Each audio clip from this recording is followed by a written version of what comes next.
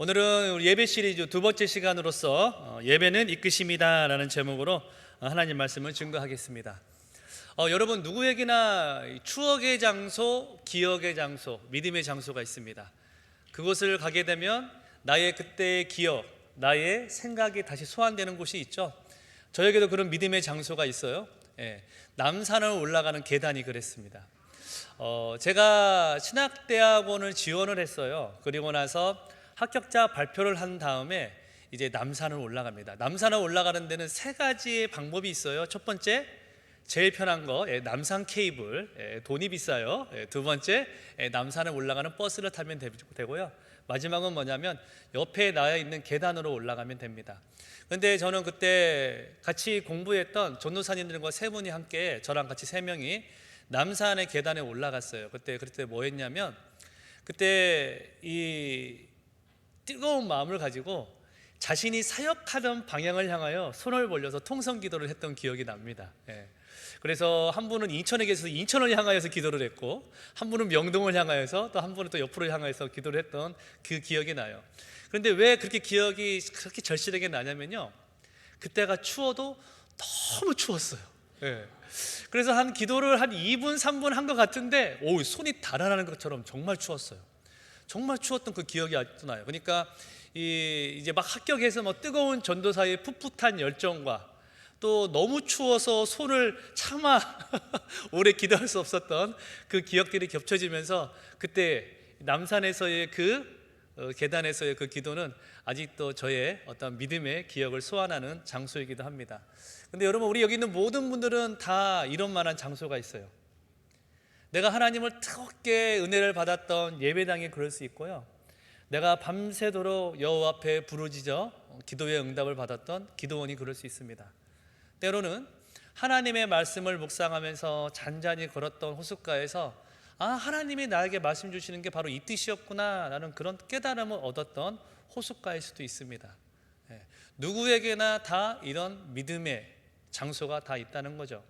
그런데 여러분, 하나님께서 어느 날 심적으로든 아니면 상황적으로든 그 장소, 그 기억으로 우리의 삶을 몰아갈 때가 있습니다. 그 장소로, 그 기억으로 다시금 나의 삶이나 상황을 그렇게 이끌어 가실 때가 있어요. 그러면 그때 이것에 대한 하나님의 뜻은 무엇일까? 왜 우리를 이 상황으로 이끌어 가실까라는 우리 의구심을 갖게 되죠. 그래서 오늘 저는 여러분과 함께 하나님이 우리를 믿음의 장소로 다시 이끄실 때 우리는 이것을 어떻게 이해할 것인가를 오늘 본문을 통하여 살피고자 합니다. 여러분, 오늘 우리는 야곱이 올라가는 이 베델의 이야기를 들었어요. 그런데 야곱에 있어서 믿음의 장소, 기억의 장소는 베델입니다. 그것은 베델에서 여호와 하나님을 만났기 때문이죠.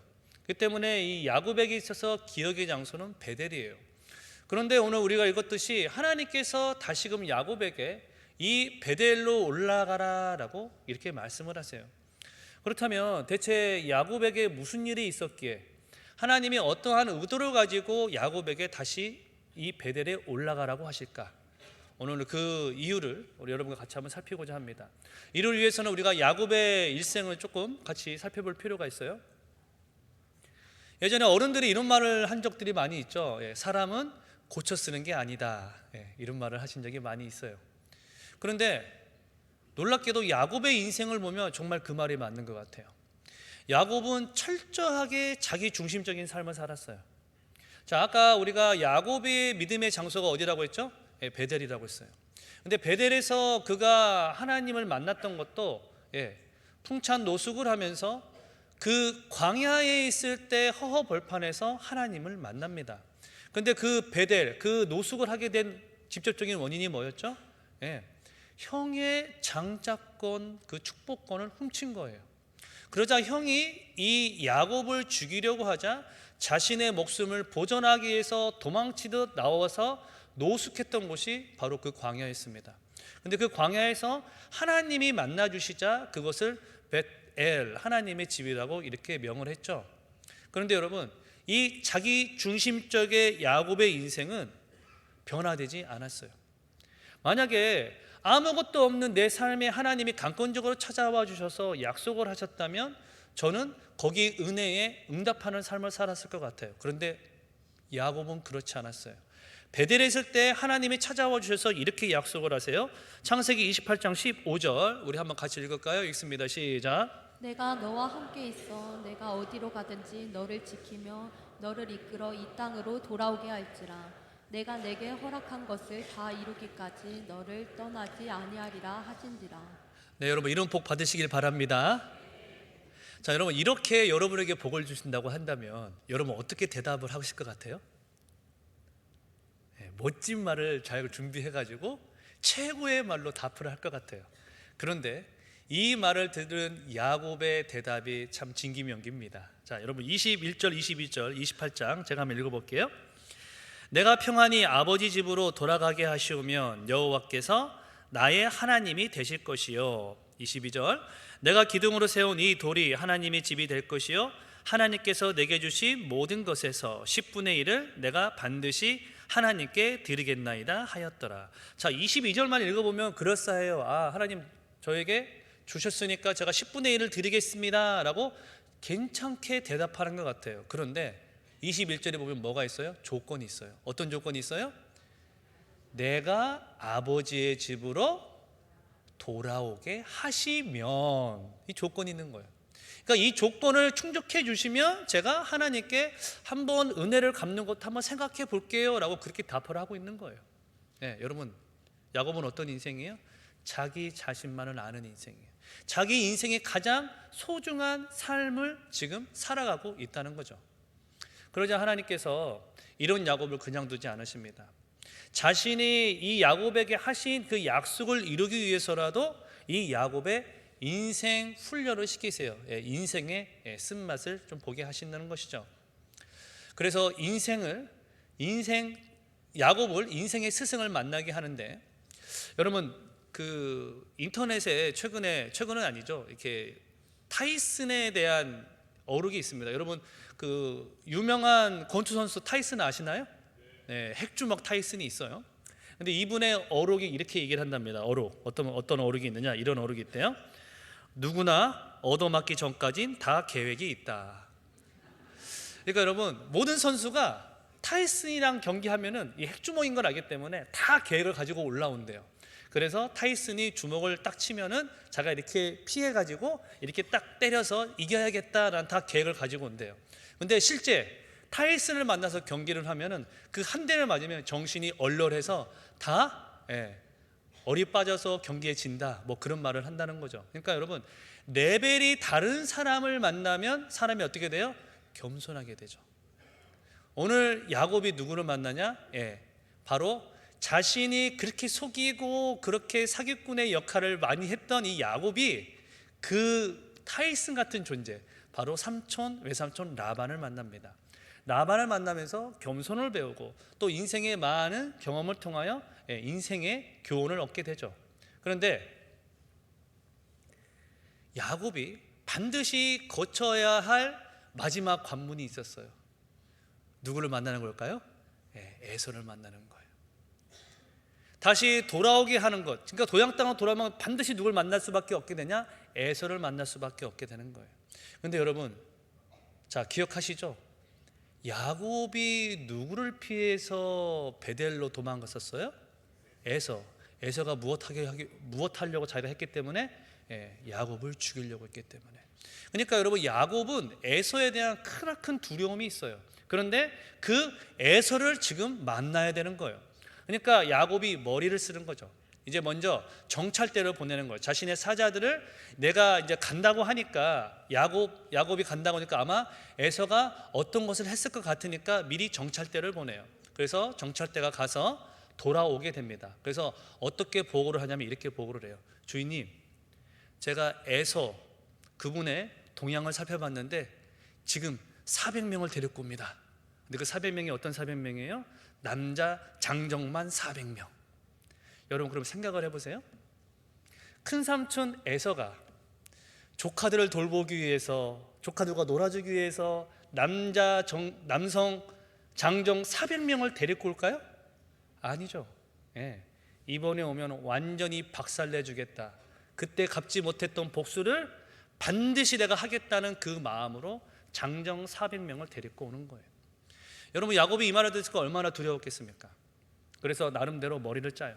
그래서 자신이 나반에서 많은 떼를 이루어가지고 재산을 불려서 오게 되는데 이 떼를 두 떼로 나눕니다. 그래서 먼저 앞에 선발대에다가는 자신의 종, 자신의 그 다음에 가축들, 재산들을 먼저 앞세우고 선발대로 먼저 보내는 거예요. 그리고 자신은 자식들과 함께 뒤로 후발대로 가는 거예요. 그래서 에서가 장정들과 같이 와서 선발대를 공격을 하면은 자신은 어떻게 하려고요? 도망가려고. 그렇게 머리를 짜네요. 그리고 나서 그 계획을 이뤄가기 위해서 이제 밤이 되고 이제 야복강가를 건너야 됩니다.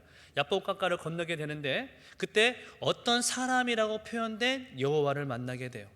그리고 나서 이 야곱이 여호와 그 한 분을 붙들고 씨름하듯 계속 그 사람을 붙들어 놓고 놓아주지 않죠. 그러자 그분이 이 야곱을 뭐라고 말하죠? 네가 나를 이겼다라고 해서 이름을 이스라엘이라고 해요. 그리고 나서 야곱이 거기에서 내가 하나님을 보았지만 대면하여 보았지만 죽지 않았다라고 하면서 그 장소를 뭐라고 말하냐? 분이엘이라고 합니다.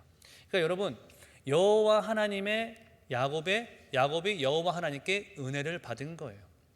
그렇다면 우리가 생각할 때는 이 야곱이 은혜를 받았기 때문에 은혜에 감격하고 은혜를 아는 자로 살아갈 것 같은데 여러분, 에서를 만날 때는 그렇지 않았어요. 자, 에서에 만나기 전에 야복강가에서 하나님의 은혜를 받은 자로 살아감으로 그 은혜가 에서를 만날 때도 동일하게 이어집니다. 그래서 에서가 400명의 장정을 데리고 야곱을 만났는데 야곱을 만난 다음에 어떻게 하신 줄 아세요, 여러분? 자, 지금 제가 에서예요. 지금 말을 타고 400명을 다 이끌고 해치고 왔는데 저기에서 야곱이 걸어와요. 근데 야곱이 걸어오는데 어떻게 했냐면 내려서 그를 껴안고 울었다고 합니다. 어떻게 보면은 야곱은 지금 다리를 절고 있기 때문에 환도뼈가 부러졌기 때문에 다리를 절고 있기 때문에 불쌍할 수도 있어요. 그런데 여러분, 400명 남상 장정을 데리고 오는 게 쉽습니까? 아니요. 이미 출발할 때부터 복수를 다짐하고 온 사람이 에서예요. 그런데 야곱을 보자마자 울면서 껴안았다는 거예요. 근데 이건 무슨 얘기예요? 하나님께서 그 에서의 눈을 변화시켜 주신 거예요. 바로 그 야곱의 목숨을 하나님의 은혜 가운데 보존해 준 겁니다. 만일 여러분이 야곱이었다면 여러분 어떠실 것 같아요? 여호와 하나님께 모든 감사를 올리겠죠. 그런데 성경은 놀랍게도 야곱에 이어지는 삶에 야곱이 어떤 인생을 살았는지 그의 신앙을 이렇게 고발을 합니다. 창세기 33장 17절 한번 보시겠어요? 자, 이걸 우리 한번 다 같이 한번 읽어보겠습니다. 있습니다. 시작. 야곱은 숫곳에 이르러 자기를 위하여 집을 짓고 그의 가축을 위하여 우릿간을 지었으므로 그 땅 이름을 숫곳이라 부르더라. 자, 그대로 놔두시면요, 여러분 여기서 에서가 세일로 간다고 하니까 야곱도 제가 형님 따라서 세일로 가겠습니다 이렇게 얘기를 하거든요. 근데 그곳으로 가지 않아요. 그러고 나서 어디에 이르렀다고 그래요? 숫곳에 이르렀대요. 자, 그런데 여기서 뭘 하냐? 집을 지어요. 그리고 또 뭘 지어요? 우릿간을 지어요. 자, 우릿간은 지금 쉽게 얘기하면 외양간, 마구간입니다. 근데 여러분 잘 보시면, 자, 이 모든 것, 베델에서 은혜를 입고 야복강가에서 은혜를 입고 에서를 만날 때도 은혜를 입었던 이 야곱이 누구를 위하여 집을 짓고 무엇을 위하여 우릿간을 지었다고 나와요? 자기를 위하여 집을 짓고 그의 가축, 그의 소유를 위하여 우릿간을 지었다고 나옵니다. 즉 여러분 여기서 눈을 씻고 찾아봐도 여호와를 위한다는 말이 있어요, 없어요? 없어요. 그런데 여러분 우리가 33장 20절을 잘못 읽으면 이렇게 질문할 수 있습니다. 33장 20절에 이렇게 써 있죠. 거기에 제단을 쌓고 그 이름을 엘 엘로헤 이스라엘이라 불렀더라. 그러면 이렇게 질문할 수 있어요. 목사님, 아니 아무리 야곱이 거기다가 그렇게 짐을 지었다고 하더라도 여기 보니까 제단을 쌓았다는데요. 자, 제단을 쌓았다는 것은 무슨 뜻이었어요? 예배를 드렸다는 뜻이었죠. 목사님 여기 예배를 드렸어요. 그리고 자, 그 이름을 뭐라고 말하고 있어요? 엘 엘로헤 이스라엘. 엘이 하나님이니까 그 지명을 하나님을 찬양하는 이름으로 바꾼 것 같은데요? 이렇게 물어볼 수 있습니다. 그런데 여러분, 여기 제단을 쌓았다는 것은 예배를 드렸다 맞습니다. 그런데 그 이름을 뭐라고 했어요? 엘로헤 이스라엘. 이는 이 세 가지의 단어가 합쳐진 단어예요. 자, 하나님. 그리고 여러분 엘로힘 들어보셨죠?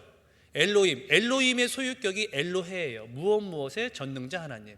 자, 그 다음에 맨 마지막에 뭐예요? 이스라엘. 자, 그런데 이스라엘이 누구의 이름이에요? 야곱의 이름이에요. 야복 강가에서 야곱이 이스라엘로 바뀌었죠. 그렇다면 지금 여러분, 야곱이 무슨 제사를 드린지 아세요? 무슨 예배를 드린지 아세요? 자기 자신을 보호해 주신 자기 자신을 위한 예배를 드린 거예요. 하나님께서 내 모든 삶을, 내 모든 것을 보호해 주셔서 감사합니다. 하나님께서 내 소유를 축복해 주시니까 감사합니다. 그래서 그곳을 누구의? 나 이스라엘의 하나님을 위한 장소로 예배를 드렸다는 거예요. 그 중심에 누가 있었어요? 야곱, 이스라엘. 야곱이 그 중심에 있었다는 겁니다. 여러분, 우리가 믿는 하나님은 이런 하나님이 아니길 바랍니다. 여러분, 우리가 예배를 드릴 때 하나님께서 우리를 이끌어 가시는 걸 알기에 우리가 하나님께 예배를 드렸는데, 지금 야곱은 어떤 예배를 드렸어요? 하나님이란 존재는 없었어요. 그 자신을 위하여, 그 소유를 위하여 집과 마구간은 지었지만 여호와 하나님을 위하여 예배를 드렸다면은 찾을 수가 없습니다. 그렇습니다. 그의 인생 가운데 여호와라는 존재는 눈을 씻고 찾아볼 수가 없었어요. 그저 그냥 꽃감 빼먹듯이 하나님이 은혜 줄 때만 찾는 그런 하나님이었다는 거죠. 근데 그 33장 이후 바로 34장이 이어지는데, 그때 끔찍한 일이 벌어져요. 어떤 끔찍한 일이 벌어지냐면요, 야곱의 딸 디나가 가나안 족속의 한 청년에게 욕보임을 당합니다. 욕보임을 당해요.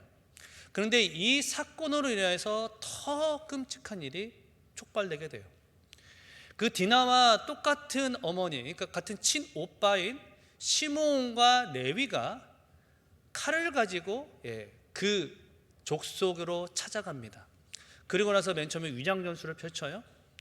우리 좋은 관계를 맺고 싶으니까 너희들도 할례를 받아라. 그래서 거기 있는 남자들이 다 할례를 받아요. 할례를 받으니까 가장 아프고 고동이 불편할 때 어떻게 하냐? 시므온과 레위가 뭘 가지고 가요? 칼을 가지고 가서 거기 있는 모든 남자들을 거의 도륙하다시피 다 죽입니다. 그러니까 히위족 속의 모든 남자를 다 멸절시킨 거예요. 그런데 여러분, 이것은 엄청난 후폭풍을 예약하는 거였습니다. 지금도 세계의 화약고라고 하면 어떤 지역이 떠오르세요? 중동 지역이 떠오르죠. 중동 지역은 화약고라는 단어가 이 화약을 보관하고 있는 창고라는 거잖아요. 조그만 불씨만 던져줘도 폭발하고 터지는 곳이 바로 그곳입니다.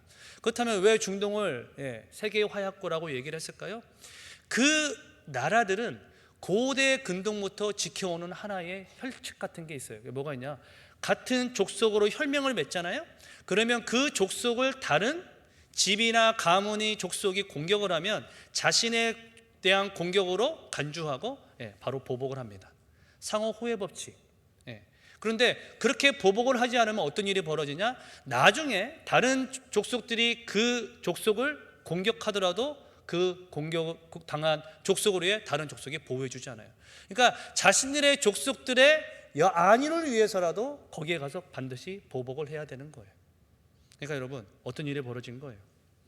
지금 히위 족속을 거의 전멸시키시피 한 이 시므온과 레위 때문에 어떤 일이 벌어진 거예요? 야곱의 집안, 야곱의 가문이 멸절될 위기에 처하게 된 거예요. 그러자 어떻게 야곱이 한탄을 합니까? 자, 34장 30절 보시겠어요? 자, 야곱의 한탄을 제가 읽을 텐데, 여러분 여기에서 그 주체, 그 주어로 누구를 계속 야곱이 강조하는지를 한번 눈으로 한번 읽어보세요. 제가 한번 읽어보겠습니다. 야곱이 시므온과 레위에게 이르되 너희가 내게 화를 끼쳐 나로 하여금 이 땅의 주민 곧 가나안 족속과 브리스 족속에게 악취를 내게 하였도다. 나는 수가 적은즉 그들이 모여 나를 치고 나를 죽이리니 그러면 나와 내 집이 멸망하리라. 자, 나는 수가 적은즉 이렇게 얘기하는 이유가 있는 거예요. 바로 다른 족속이 연합해서 그 가족들, 그 집안을 공격했기 때문에 이미 수적으로는 상대가 안 되는 거예요. 근데 여기 잘 보시면 어떤 단어가 반복이 되냐면요. 자, 야곱이 시므온과 레위에게 이르되 너희가 누구에게 화를 끼쳤대요? 내게 화를 끼쳤대요. 또 무엇으로 하여금? 나로 하여금 이 땅의 주민 곧 가나안 족속과 브릿 족속에게 악취를 내게 하였도다. 나는 수가 적은즉 그들이 모여 누구를 치고 나를 치고 누구를 죽이리니 나를 죽이리니 그러면 누구와? 나와 내 집이 멸망하리라 이렇게 얘기를 해요. 즉 여기에 인생의 중심은 누구였어요? 나였어요. 야곱이었어요. 이때까지도 야곱은 자기 중심적인 신앙, 자기 중심적인 인생, 자기가 인생의 주인인 것처럼 삶을 살아가는 모습을 오늘 보여주고 있다는 겁니다. 그렇습니다, 여러분. 내가 내 인생의 주인일 때 내 인생의 끝은 오늘 야곱이 고백했던 것처럼 나와 내 집이 멸망하게 되었도다. 이 낙담의 길에 이를 수밖에 없습니다. 절망의 인생을 살아갈 수밖에 없어요. 그것은 우리 인생이 그렇게 강한 인생이 아니기 때문에 우리는 사람이란 존재가 그렇게 합리적인 존재가 아니기 때문이에요. 여러분, 니체라는 독일의 학자가 있습니다. 철학자가 있어요. 이분의 니체의 초월자라는 책이 있는데 이분이 이렇게 인간에 대해 설명을 해요. 여기 있는 대부분의 사람들은 자신을 이렇게 생각을 한다는 거예요. 나는 매우 합리적인 사람이다. 그래서 이성을 가지고 내가 어떤 행동을 할 때 합리적인 판단과 합리적인 이성으로 합리적인 행동을 한다는 거예요. 그런데 니체가 뭐라고 얘기를 하냐면 그렇지 않다는 거예요. 대부분의 사람은 세 가지의 감정에 이끌려 감정적인 행동을 한대요. 그게 뭐냐? 첫 번째 허영이고, 두 번째 두려움이고, 세 번째 습관이래요. 자, 허영이란 건 어떤 거예요? 다른 사람에게 무엇인가를 잘 보이려고 하는 감정을 얘기해요. 모습을 얘기해요. 남의 시선을 의식하여 살아가는 무엇인가를 소위 있어 보이고자 하는 마음을 얘기한다는 거예요. 그래서 그것을 성참을 받을 때는 자신이 많이 뿌듯함을 느낀대요. 그런데 이 헌영이란 잔체가 워낙 높은 수준을 이야기하기 때문에 노력을 해도 감당하지 못할 때 무엇에 빠지냐? 도달하지 못할 때 두려움에 빠진대요. 그래서 사람이 밑바닥으로 내려가는 그러한 절망을 느끼게 된대요. 그런데 사람이라는 존재가 이러한 허영과 두려움이 계속 습관적으로 반복되므로 어떤 인생을 살아가느냐? 감정적인 인생, 감정 소모적인 인생을 살아간대요. 그래서 언뜻 보면 나는 합리적으로 판단하고 행동하는 것 같지만 이런 감정에 이끌려 절망의 인생, 감정의 주인을 감정의 노예처럼 살아가는 그런 삶을 살아간다고 니체가 이야기를 하고 있다는 거죠. 그렇습니다, 여러분. 오늘 야곱이 그랬습니다. 자신이 인생을 바로 그 누군가의 시선에 맞춰 살려고 했던 허영의 인생을 살았어요.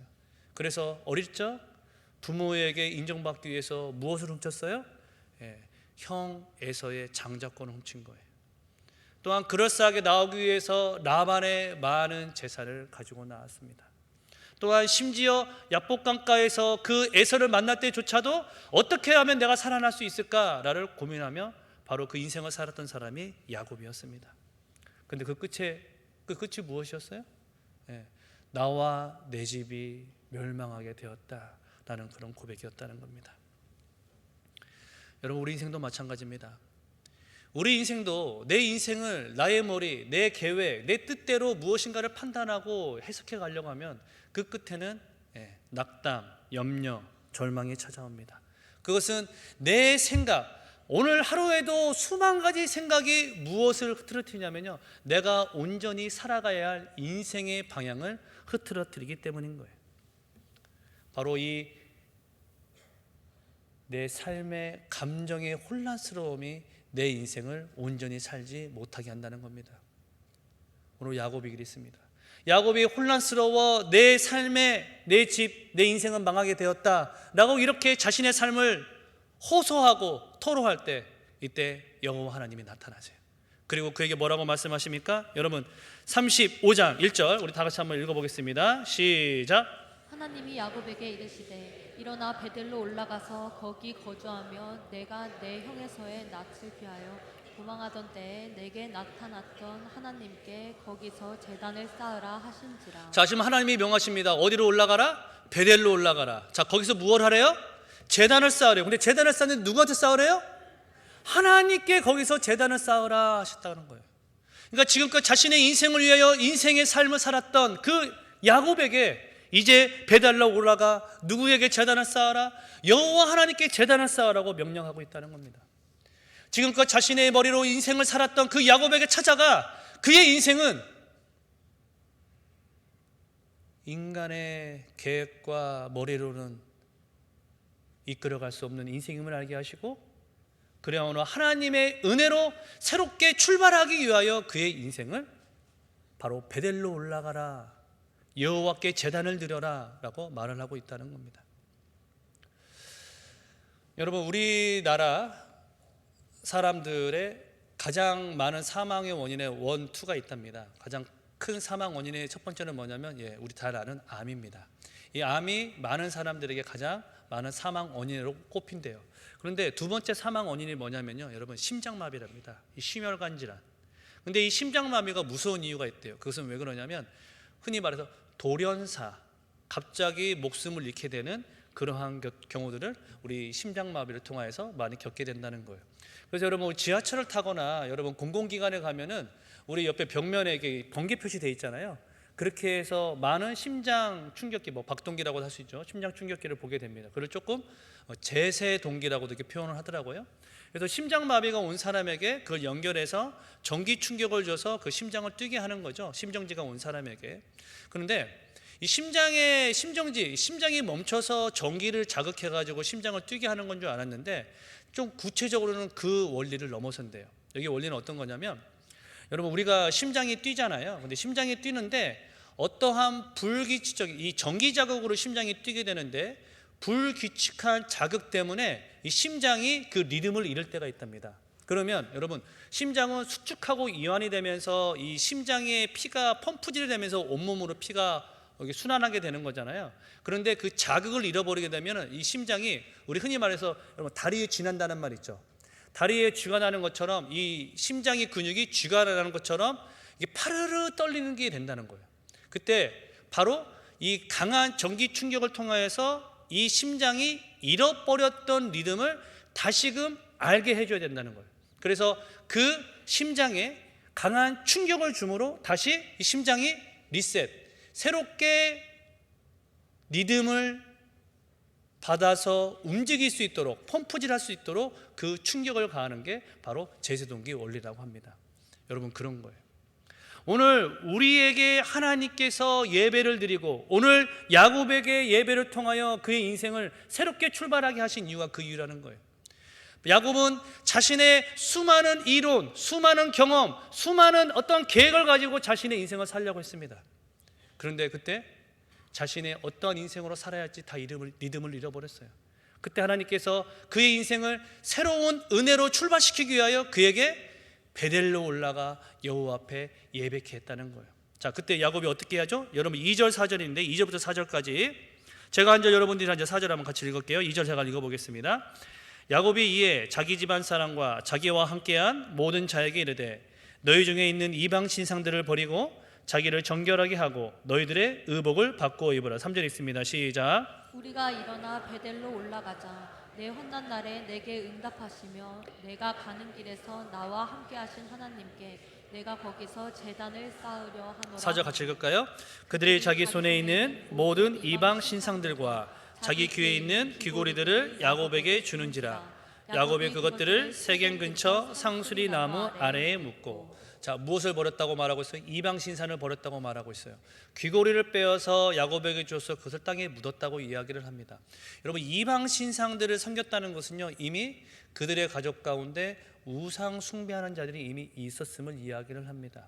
그리고 그 당시 귀고리를 빼앗아 줬다는 것은요, 이 귀고리에는 우상의 상징 같은 그러한 것들이 이렇게 같이 새겨져 있습니다. 그래서 그것을 뺏어 줬다. 그리고 야곱이 이것을 여기 보면은 묻었다 이렇게 표현을 하는데 이것은 감췄다는 거예요. 그래서 더 이상 이 모든 것을 찾지 못하게 아예 깊숙이 못 보게 만들었다는 거예요. 즉 우상과의 온전한 절연을 이야기를 하고 있다는 거죠. 그러므로 야곱의 인생이 어떻게 되었습니까? 바로 거기에서 이 모든 것을 정결하게 하고 이제 하나님이 약속하신 베델로 떠나게 됩니다. 자, 그때 어떤 일이 벌어졌는지 5절도 우리 한번 다 같이 한번 읽어보겠습니다. 시작. 그들이 떠났으나 하나님이 그 사면 고울들로 크게 두려워하게 하셨으므로 야곱의 아들들을 추격하는 자가 없었더라. 아멘. 여러분, 이거는 정말 놀라운 일이에요. 이건 정말 기적 같은 일이에요. 왜 그러냐면 아까도 말씀드렸다시피 한 족속이 공격을 받았는데 자신의 족속의 안위를 위해서라도 반드시 그 공격했던 사람을 반드시 보복을 해야 돼요. 근데 여기에 보니까 뭐라고 말하고 있어요? 추격하는 자가 있었대요, 없었대요? 아무도 없었대요. 야곱의 아들들을 쫓는 자가 아무도 없었다고 이야기를 해요. 이것은 하나님의 은혜 없이는 절대 설명할 수 없는 일이 벌어졌다는 겁니다. 바로 하나님의 큰 역사로만 해석할 수 있는 은혜를 지금 야곱이 입었다는 거죠. 이 야곱이 어떻게 하였는지 6절 7절 한번 보겠습니다. 제가 6절 한번 읽을게요. 야곱과 그와 함께한 모든 사람이 가나안 땅 루스 곧 베렐에 이르고 7절 같이 읽을까요? 시작. 그가 거기서 제단을 쌓고 그곳을 엘베델이라 불렀으니 이는 그의 형의 낯을 피할 때 하나님이 거기서 그에게 나타나셨음이더라. 자, 제단을 쌓습니다. 근데 이 제단은 누구에 대한 제단이었을까요? 예, 하나님께 대한 제단이었어요. 그리고 나서 그 이름을 뭐라고 했어요? 엘베델이라고 했어요.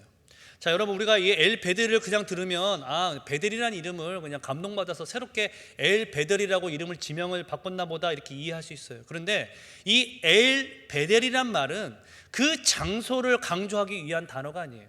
이 말은 베델에서 자신을 맨 처음 만나주셨던 그 하나님이 여기에서도 동일하게 자신을 만나주셨다. 그 하나님에 대한 감격과 감동을 받는 바로 그 단어가 엘베델의 하나님이라는 겁니다.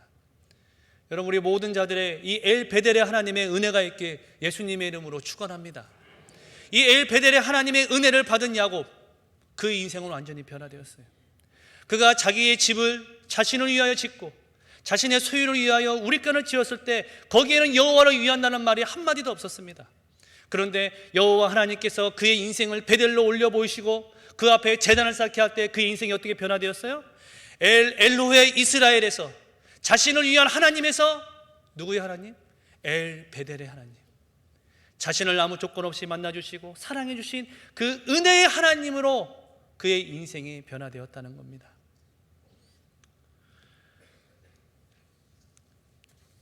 여기 있는 여러분 중에 어느 누구도 염려, 고민, 낭망 없는 분이 여기 아무도 없을 겁니다. 우리 인생을 살다 보면은 누구나 한 번쯤은 다 이러한 인생의 아픔, 고민, 염려를 만나게 돼요. 근데 우리가 반드시 기억할 게 있습니다. 그것은 내가 내 인생의 주인인 듯 내가 내 뜻대로, 내 계획대로, 내 머리대로 그 인생을 계획한다면 이 문제를 절대 해결할 수 없습니다. 그것은 내 인생의 마지막의 끝은 바로 절망이요 망하게 되었다라는 야곱의 고백이기 때문입니다. 그런데 하나님이 여러분들을 오늘 엘베델로 부르신 이유가 있어요. 그것은 바로 여러분에게 야곱에게 주셨던 동일한 은혜의 역사를 우리에게 허락해 주시기 위함입니다. 그래서 여러분들을 오늘 그 수많은 삶의 현장에서 이 예배당의 자리로 우리를 이끄신 겁니다. 그래서 여러분, 이 예배당에 이 우리처럼, 아니 엘베델의 야곱처럼 하나님께 온전한 예배를 드릴 때 성경이 야곱을 뭐라고 이야기하는지 여러분 다시 한번 마지막으로 보겠습니다. 35장 9절 10절 제가 9절 읽어볼게요. 야곱이 밧단 아람에서 돌아오매 하나님이 다시 야곱에게 나타나사 그에게 복을 주시고 10절 같이 읽을까요? 시작. 하나님이 그에게 이르시되 내 이름이 야곱이지만은 내 이름을 다시는 야곱이라 부르지 않겠고 이스라엘의 내 이름이 되리라 하시고 그가 그의 이름을 이스라엘이라 부르시고 그에게 뭘 약속하세요? 예, 복을 약속하세요. 그래서 그의 이름을 뭐라고 말씀하세요? 이제는 야곱이라 부르지 아니하고 이스라엘이라 부르겠다. 완전한 복의 은혜를 허락해 주십니다. 그리고 나서 놀랍게도 여러분, 오늘 우리가 35장을 읽었잖아요. 36장에는 에서의 족보가 나와요. 그럼 바로 35장 이어지는 장은 37장이죠. 37장 3절 이후부터는 야곱이란 이름을 찾아볼 수가 없습니다. 즉 하나님께서 엘베델의 인생을 그 은혜를 알았던 야곱을 말 그대로 하나님을 이긴 자, 하나님의 은혜를 입은 자라는 이스라엘이란 이름으로 바꾸셔서 그의 인생을 사용하셨다는 겁니다. 여러분, 우리 역시 부족합니다. 우리 역시 때론 넘어지기도 합니다. 우리 역시 낭망하기도 합니다. 하지만 오늘 우리를 이 예배장의 자리를 부르신 이유, 오늘 우리를 이 예배당의 자리로 이끄신 이유는, 이 예배의 자리로 이끄신 이유는 바로 우리가 하나님의 은혜를 받은 자라는 것을 알게 하기 위함인 겁니다. 여러분, 우리가 이 예배당의 자리, 주일에 하나님이 이끄시는 이 자리에 모인다면 이제 하나님은 또 다른 자리로 우리를 이끄실 거예요. 그것은 바로 나의 삶의 현장이에요. 여러분, 하나님의 아들로 온 예수님께서 제자들을 3년의 시간 동안 가르치시고 훈련시키시고 공생의 사역을 감당하신다면요, 마지막으로 그들에게 한 말이 있어요. 내가 너에게 성령을 줄 텐데 성령을 주고 여기에 계속 머물러 있으라, 여기에 계속 너희들끼리 모여 있으라, 그 말을 하지 않았어요. 여러분, 마지막으로 하셨던 말씀 사도행전 1장 8절 볼까요? 1장 8절 한번 같이 읽겠습니다. 시작. 오직 성령이 너희에게 임하시면 너희가 권능을 받고 예루살렘과 온 유대와 사마리아와 땅끝까지 이르러 내 증인이 되리라 하시니라. 아멘. 자, 너희가 성령을 받으면 너희가 어디서부터? 예루살렘에서부터 어디까지? 땅끝까지 이르러 내 증인이 된대요. 그렇다면 여러분, 나에게 땅끝은 어디입니까? 지금 여러분이 밟고 있는 그 땅을 계속 걸어서 마지막 땅끝으로 돌아가면 바로 지금 여러분이 서 있는 곳이 땅끝이 됩니다. 네, 그런 거예요.